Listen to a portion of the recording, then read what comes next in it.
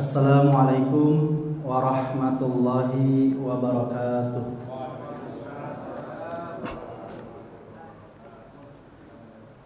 Bismillahirrahmanirrahim. Alhamdulillahirabbil alamin. Wassalatu wassalamu ala asyrafil anbiya'i wal mursalin wa ala alihi wa sahbihi ajma'in. Rabbi syrah li sadri wa yassir li amri wahlul 'uqdatam min lisani yafqahu qawli. Subhanaka la ilma lana illa ma 'allamtana innaka antal alimul hakim. Rabbi zidna ilman nafi'an warzuqna fahman wasi'an. Amma ba'd. Jamaah salat maghrib Masjid Al-Muhajirin Kelapa Gading, bapak-bapak dan ibu-ibu yang dirahmati, diberkahi, diridhoi dan dicintai Allah Subhanahu wa taala, insyaallah amin, dan didoakan oleh para malaikat rahmat, amin. Alhamdulillah, Allah Subhanahu wa taala masih mempertemukan kita pada kajian malam hari ini tafsir juz amma dalam keadaan sehat walafiat. Semoga Allah Subhanahu wa taala selalu memberi kepada kita rahmatnya, nikmatnya, berkahnya dan karunia-Nya. Amin amin ya rabbal alamin.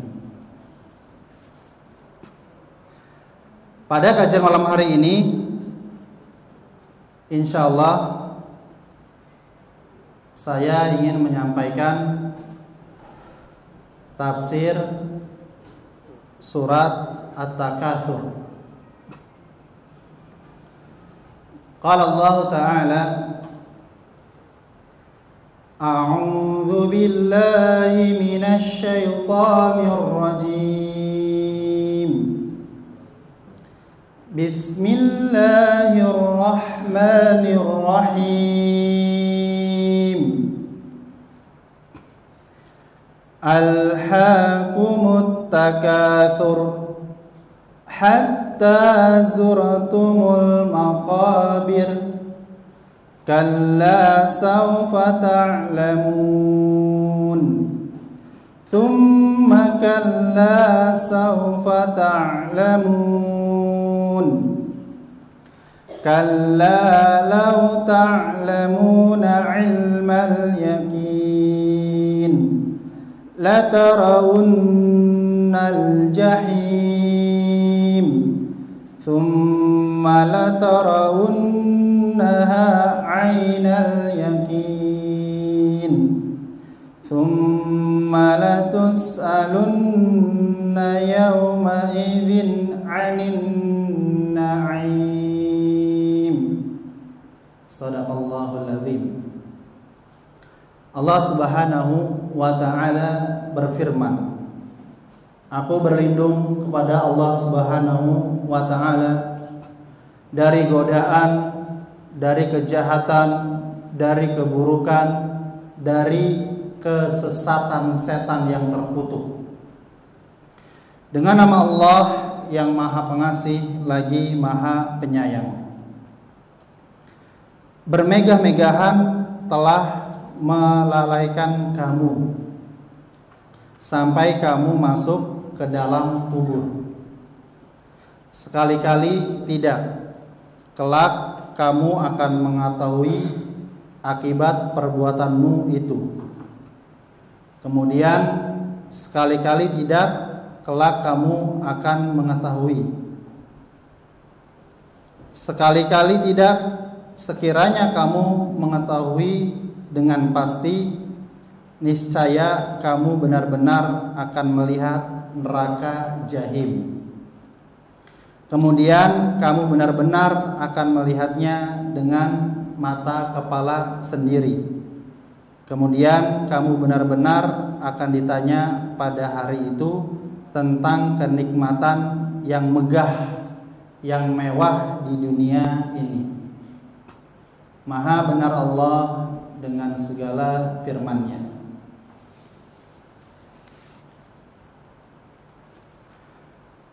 Surat At-Takatsur.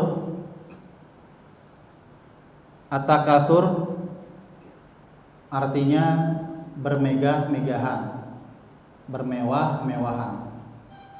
Kalau kita lihat di Mushaf Al-Quran, cetakan Departemen Agama maupun cetakan lainnya, Surat At-Takatsur surat ke-102 yang terdiri dari 8 ayat, 28 kalimat kata, 28 kata dan 120 huruf. Nama lain dari surat At-Takatsur adalah yang pertama surat Alhaakumut Takatsur, sebagaimana Imam Al-Bukhari dalam Sahih Bukhari menamai dengan surat Alhaakumut Takatsur. Nama yang kedua surat Al-Maqbarah.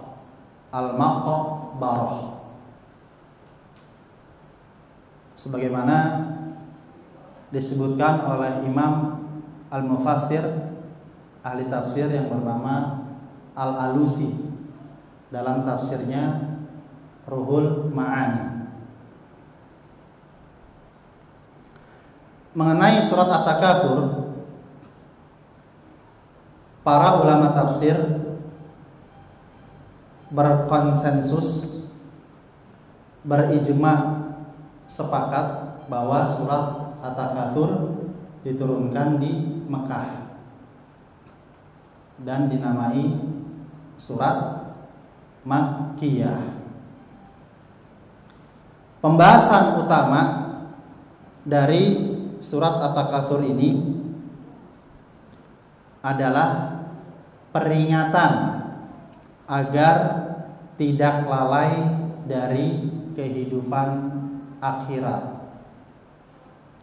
Ini disebabkan karena orang-orang telah mulai lalai kepada Allah Subhanahu wa ta'ala, karena waktunya hanya dihabiskan untuk membanggakan diri dengan hartanya.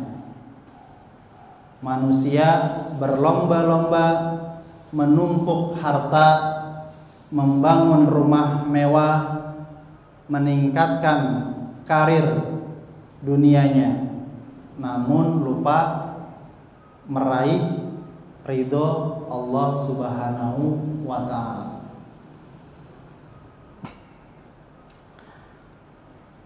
Ayat yang pertama, Allah Subhanahu wa ta'ala berfirman, Alhaakumut Takatsur. Alhaakum, kalian telah lalai. At-Takatsur, bermegah-megahan. Kata alhaakum itu terambil dari kata laha yalha. Laha fi'il madhi, kata kerja lampau, yalha fi'il mudhari, kata kerja sekarang dan akan datang. Alhaakum itu maknanya, tafsirnya ada dua. Yang pertama, alhaakum itu maknanya sebagaimana disebutkan oleh Imam Ibnul Jauzi dalam kitab tafsirnya Zadul Masir fi Ilmi Tafsir. Alhaakum syagolakum an ta'atillah wa ibadatihi, yang artinya kalian telah lalai dari ketaatan kepada Allah Subhanahu wa ta'ala dan beribadah kepadanya. Tafsir yang kedua, menurut Imam Al-Mawardi dalam kitab tafsirnya mengatakan bahwa al-hakum itu ansakum, kalian telah lupa dari ketaatan kepada Allah Subhanahu wa ta'ala dan beribadah kepadanya.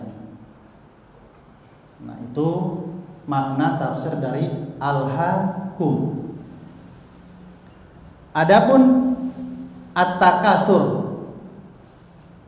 at-takatsur itu wazannya tafa'ul.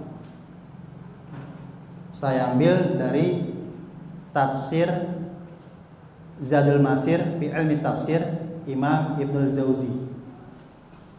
Beliau mengatakan bahwa makna tafsir dari at-takatsur yang pertama, ini pendapatnya Ibnu Abbas dan Al-Hasan Al-Basri, yaitu yang dimaksud dengan at-takatsur bil amwal wal aulad, yaitu bermegah-megahan, bermewah-mewahan, saling memperbanyak harta dan anak. Yang kedua, pendapatnya Imam Qatadah, at-takatsur ay at-tafakhuru bil qabaili wal asyair, yaitu saling membangga-banggakan mengenai kabilah, suku, pengikut. Yang ketiga, at-takatsur, pendapat Imam Ad-Dhahhak, ay at-tasyagul bil ma'ash wa tijarah, yaitu sibuk dengan mata pencariannya, sibuk dengan perniagaannya. Nah, itu makna at-takatsur. At-takatsur itu terambil dari kata kasroh yang artinya banyak. Jadi at-takatsur itu saling memperbanyak, bermegah-megahan, bermewah-mewahan, saling berlomba memperbanyak harta, bangga, membanggakan hartanya, anaknya, pengikutnya, jabatannya, ilmunya, dan sejenisnya. Sebagaimana dalam Quran surat Al-Kahfi ayat 34, Allah Subhanahu wa ta'ala berfirman, ana aktsaru minka malan wa a'azzu nafaran.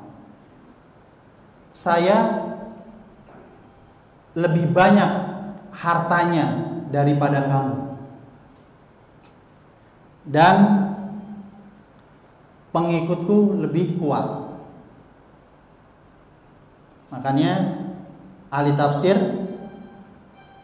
dari Mesir yang bernama Syekh Al-Imam Muhammad Abduh, beliau mengatakan bahwa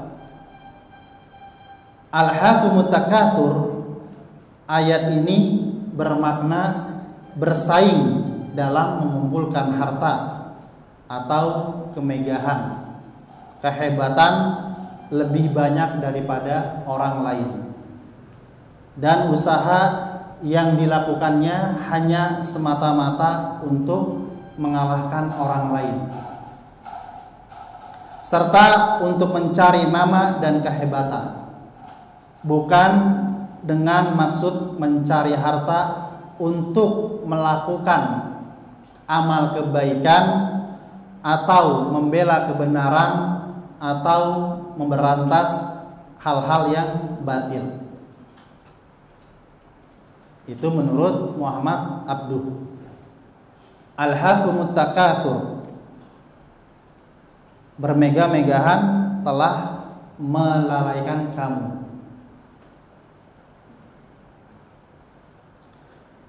Alhaakumut takatsur,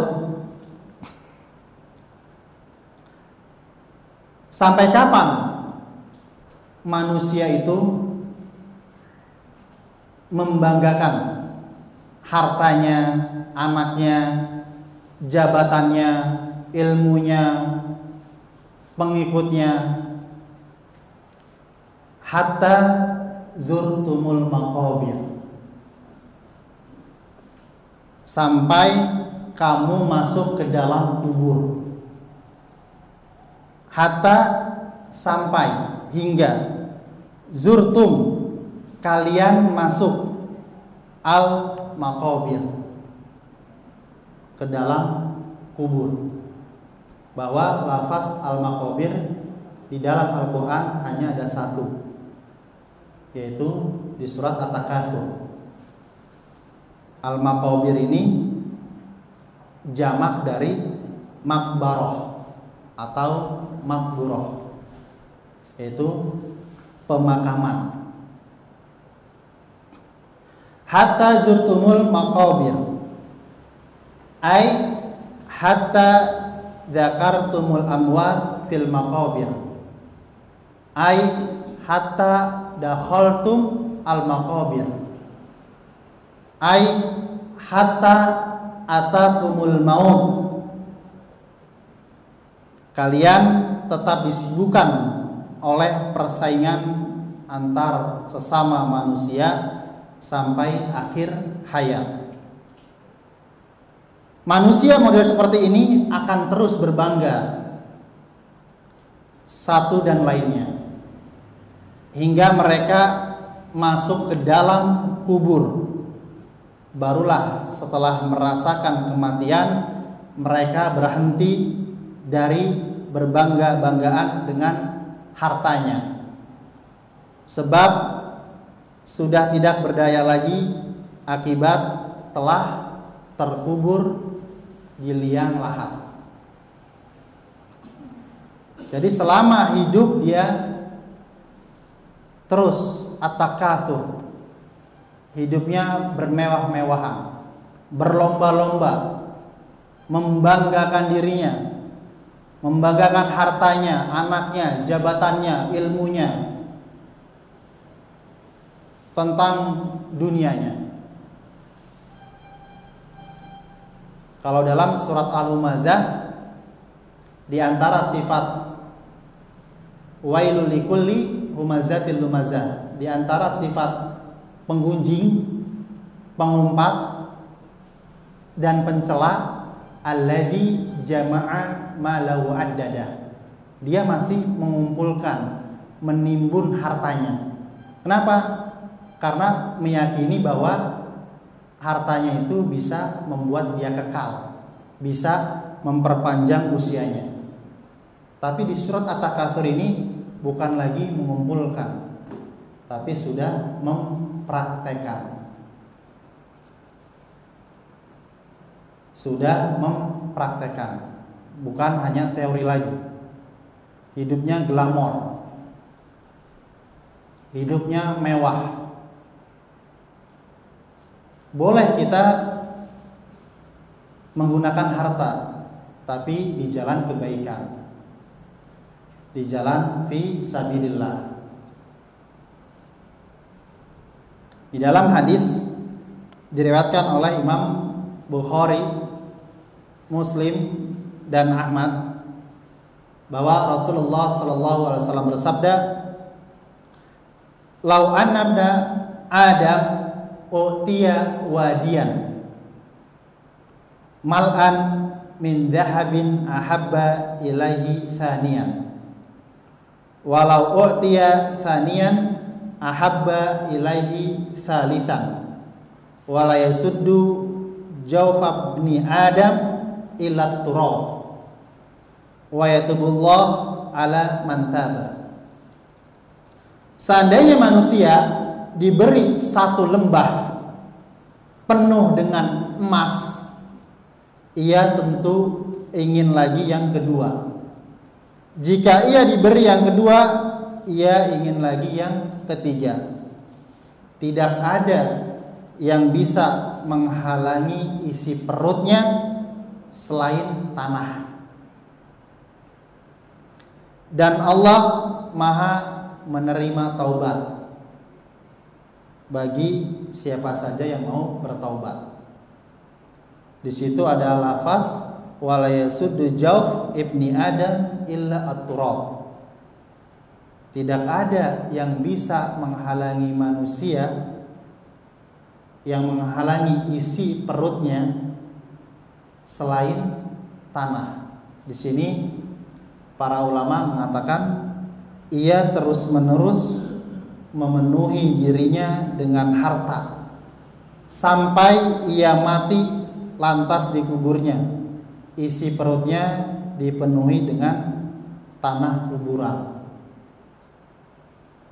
Jadi itulah manusia, terus-menerus mengumpulkan harta bendanya dan dikeluarkan untuk foya-foya. Kalla saufa ta'lamun. Kalla sekali-kali tidak. Janganlah begitu. Saufa ta'lamun. Saufa kelak, ta'lamun kalian akan mengetahui. Tsumma di sini diulang lagi oleh Allah Subhanahu wa taala sebagai taukid, penguat, penegasan. Tsumma kemudian kalla saufa ta'lamun. Sekali-kali tidak, janganlah begitu, kelak kalian akan mengetahui.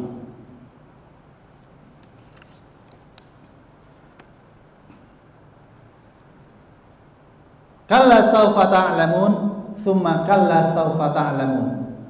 Sekali-kali tidak, kelak kamu akan mengetahui akibat perbuatanmu itu. Kemudian sekali-kali tidak, kelak kamu akan mengetahui akibat hasil perbuatanmu itu. Di sini para ulama tafsir mengatakan bahwa ketika saat kematian datang menjemput, barulah manusia sadar akan kelalaiannya selama ini. Barulah ia paham bahwa harta yang telah susah payah dikumpulkannya itu akhirnya ditinggalkan juga. Harta yang dia kumpulkan dan dia keluarkan untuk berfoya-foya, ketika dia wafat, ketika dia mati, maka harta tersebut tidak bisa dibawanya kecuali amalnya, kecuali harta tersebut diinfakkan, disedekahkan di jalan kebaikan, di jalan Allah Subhanahu wa ta'ala. Kalla lau ta'lamuna ilmal yakin. Sekali-kali tidak, sekiranya kamu mengetahui dengan pasti. Kalla sekali-kali tidak. Lau jika ta'lamuna kalian mengetahui ilmul yakin.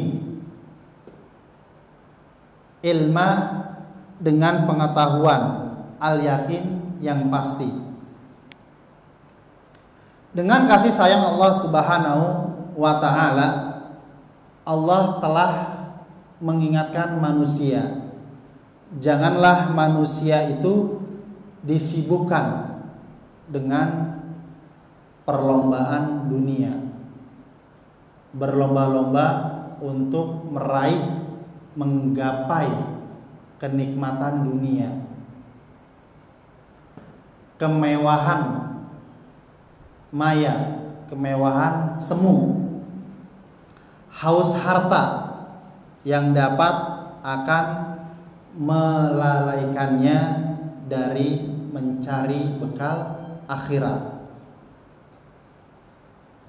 Seandainya manusia tahu apa yang terjadi di depan mereka, yaitu mengetahui ilmu yakin, pengetahuan yang pasti, ilmu yang sampai ke hati, tentu mereka tidak akan lalai, tidak akan berbangga-bangga dengan hartanya, anaknya, jabatannya, ilmunya. Jika mereka tahu, tentu mereka akan segera beramal soleh, beribadah, dan berbuat baik dengan hartanya tersebut. Allah Subhanahu wa ta'ala berfirman dalam Quran surat ke-18, surat Al-Kahfi ayat 53, wara'al mujrimuna an-nar fadhunnu annahum muwaqi'uha wa lam yajidu anha masrifa. Dan orang-orang yang berdosa melihat neraka, maka mereka meyakini bahwa mereka akan jatuh ke dalam neraka dan mereka tidak menemukan tempat berpaling daripadanya.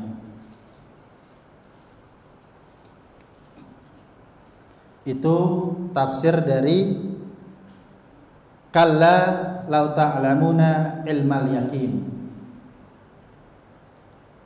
Lalu di ayat berikutnya la tarawunnal jahim. La tarawunna, sungguh kalian akan melihat al jahim, neraka jahim. Kalau dalam surat Al-Humazah, orang yang suka menggunjing, suka menggibai orang, dan suka mencela, suka menimbun, mengumpulkan harta, maka tempatnya di neraka Hutamah. Adapun orang yang suka membanggakan hartanya, anaknya, jabatannya, kedudukannya, maka tempatnya di neraka jahim.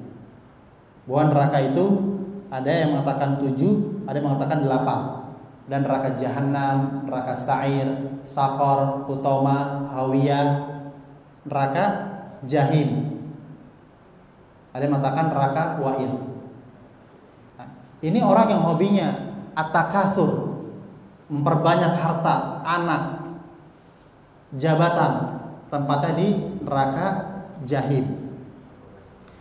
Di sini Allah mengancam manusia yang lalai kepada Allah akibat bermewahan dalam harta dunia dengan neraka jahim. Dan neraka jahim ini yang disediakan untuk orang-orang yang melalaikan kebenaran, orang-orang yang bermewah-mewahan, bermegah-megahan. Al-jahim ismun min asma'in nar, nama di antara nama-nama neraka. Dan Abu Jahal itu tempatnya di neraka jahim. Di dalam hadis riwayat Muslim, bagaimanakah gambaran neraka jahim itu?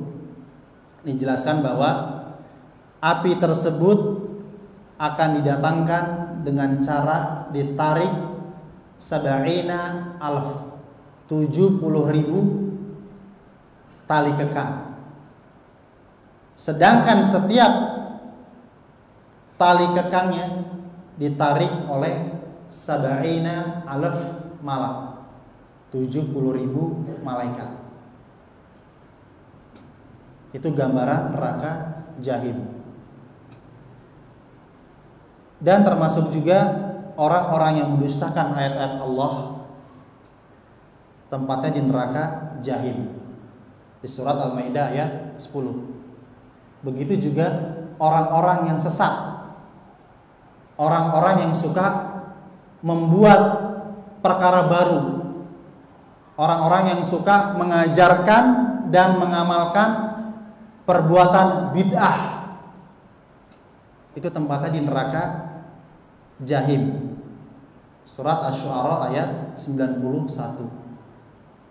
Orang yang juga mendustakan hari pembalasan. Ara'aital ladzi yukadzibu biddin. Tempatnya di neraka jahim. Di surat Al-Mutaffifin ayat 10 sampai 16. Orang-orang yang suka durhaka, anak yang durhaka kepada orang tuanya, tempatnya di neraka jahim. Surat Al-Infitar ayat 14. Jadi neraka itu ada 7 atau 8 tingkatan. Orang yang suka meninggalkan sholat, tidak pernah sholat, lalai, itu tempatnya di neraka sakor. Itu ada tingkatannya. Dan yang paling dahsyat adalah neraka jahanam. Kalau surga yang paling level pertama adalah surga Jannatul Firdaus, surga Firdaus.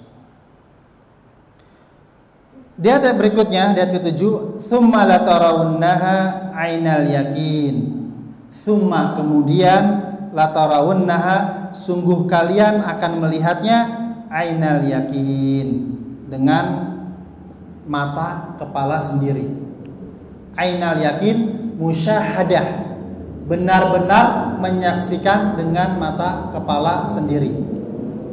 Jadi tingkatan keyakinan itu ada 3. Yang pertama ilmul yakin, pengetahuan yang meyakinkan orang melalui dalil atau logika yang amat jelas. Yang kedua, di atasnya ilmul yakin, ainul yakin. Di samping melalui dalil dan logika, juga didukung oleh bukti-bukti yang nyata. Di atasnya ainul yakin, hakul yakin. Di samping melalui dalil, logika, bukti-bukti yang nyata, juga diperkokoh dengan keyakinan batin. Ini dijelaskan di kitab Ihya Ulumuddin Al-Imam Al-Ghazali, tingkatan keyakinan. Makanya ilmul yakin disebut pemilik akal, ainul yakin disebut pemilik ilmu, dan hakul yakin disebut pemilik ma'rifah. Allahumma ij'alna minal arifin. Ya Allah, jadikanlah kami termasuk orang-orang yang arif. Yang ke-8, ayat yang terakhir, "Tsumma latus'alunna yauma idzin 'anin na'im." Tsumma, kemudian, latus'alunna, sungguh kalian akan ditanya, yauma idzin, pada hari itu, pada hari berbangkit, hari akhir, 'anin na'im, tentang nikmat yang Allah berikan selama di dunia ini. Di situ ada kalimat an-na'im. Banyak pendapat, tapi mayoritas ulama tafsir berpendapat bahwa segala jenis bentuk kenikmatan, baik kenikmatan berupa kesehatan, berupa makanan, minuman, pendengaran, penglihatan, dan lain sebagainya. Sungguh kita akan ditanya oleh Allah Subhanahu wa ta'ala tentang nikmat-nikmat itu. Dari mana kamu peroleh? Kemanakah kamu belanjakan? Apakah kamu peroleh melalui ketaatan dan kamu pergunakan untuk ketaatan? Ataukah kamu peroleh dengan jalan maksiat dan kamu pergunakan untuk kemaksiatan? Apakah kamu peroleh secara halal dan kamu pergunakan untuk yang halal? Ataukah kamu peroleh dengan jalan yang haram dan kamu pergunakan untuk yang haram? Apakah kamu mensyukurinya? Apakah kamu tunaikan kewajibannya? Apakah kamu pergunakan juga untuk kepentingan masyarakat? Ataukah kamu nikmati sendiri? Jadi nikmat-nikmat di dunia ini yang Allah Subhanahu wa taala berikan akan dipertanggungjawabkan. Semakin kita pandai mensyukuri semua nikmat-nikmat yang Allah berikan kepada kita, maka Allah akan memberi kita keberkahan dan karunia. Di atasnya nikmat, rahmat, nikmat, berkah dan karunia. Jadi kalau ada, jadi harta itu pengaruh ya Pak ya Bu ya. Kalau kita sebagai orang tua, kita peroleh gaji kita itu dengan jalan yang haram, dengan hasil korupsi, kita kasih ke istri kita belanja berupa makanan minuman, lalu dimakan dan diminum dengan anak kita, itu bisa pengaruh kecerdasannya. Jadi kadang ada anak itu susah pahamnya, susah tell me ya, telat mikir, dan akhlaknya itu buruk, dibilangin susah Pak ya. Jangan 100% kita salahkan anaknya. Itu bisa jadi akibat orang tuanya. Itu pengaruh. Kalau kita menghasilkan rezeki dengan cara yang halal, kita gunakan juga dengan cara yang halal, kita kasih kepada istri kita, anak-anak kita, insya Allah anak itu akan menjadi anak yang soleh.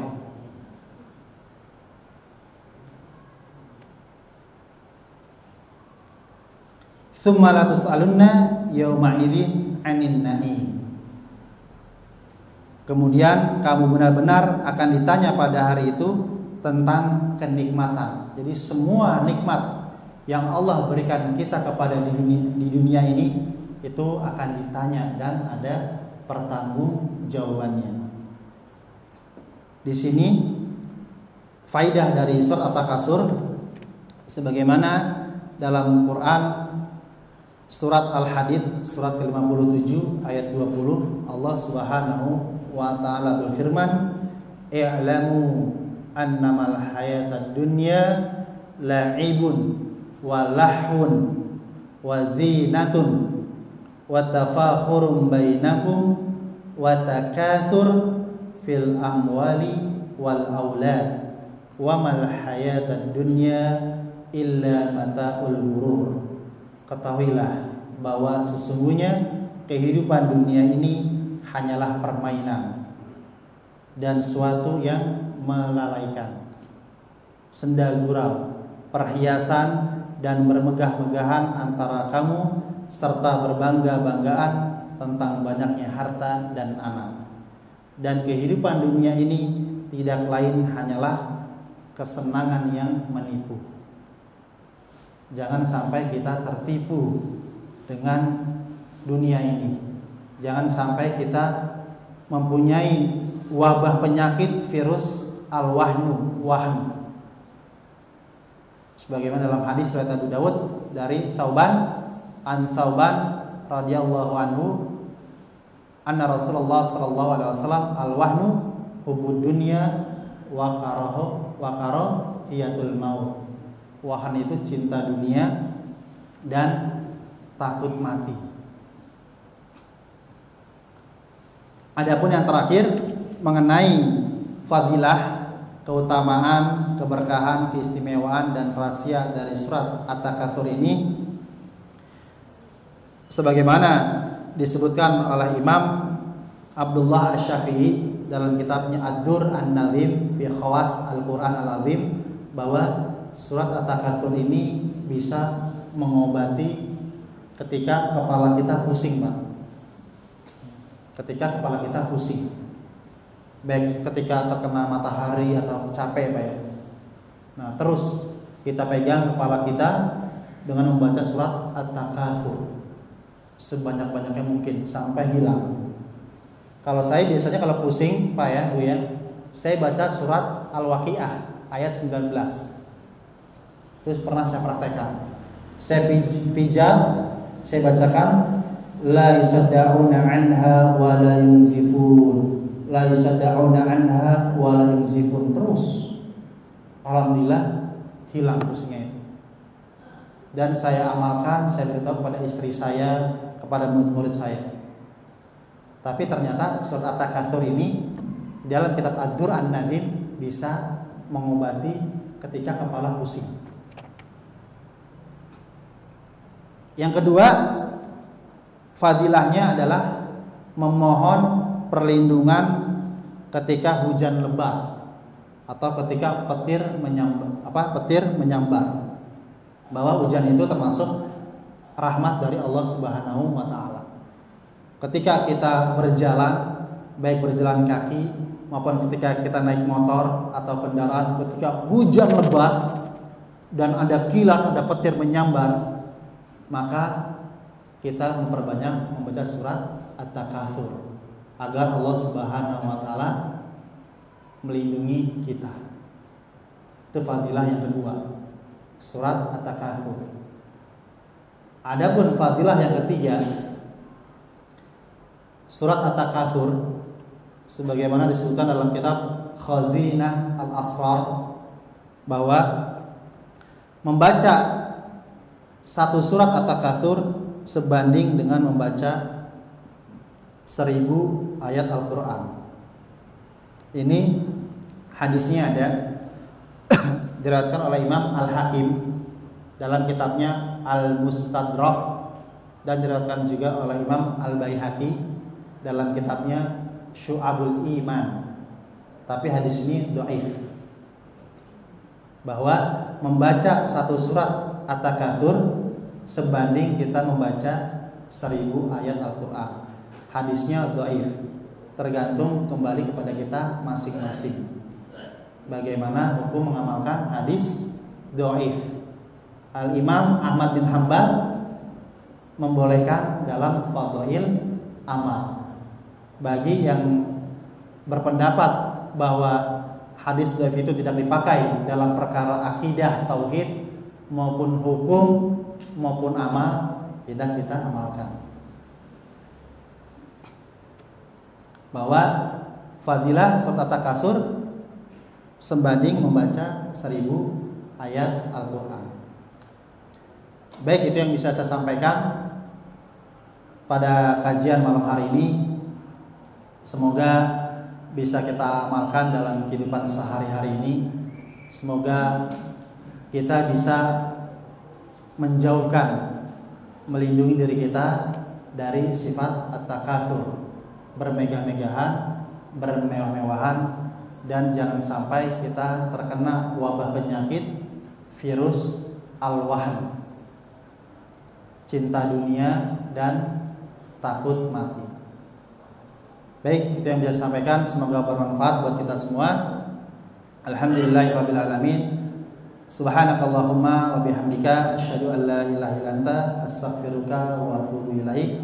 Wabillahi taufiq wal hidayah. Assalamualaikum warahmatullahi wabarakatuh.